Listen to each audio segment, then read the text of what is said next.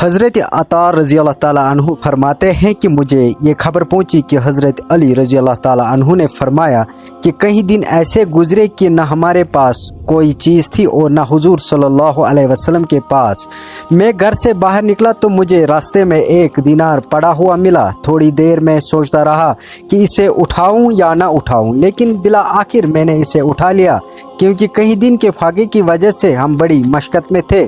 میں اسے لے کر ایک دکاندار پر گیا اور اس کا آٹا خرید کر حضرت فاطمہ رضی اللہ تعالی عنہا کے پاس لایا۔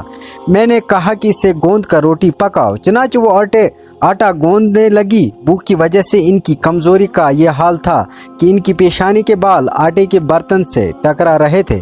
پھر انہوں نے روٹی پکائی۔ پھر میں نے حضور صلی اللہ علیہ وسلم کی خدمت میں حاضر ہو کر سارا قصہ سنایا۔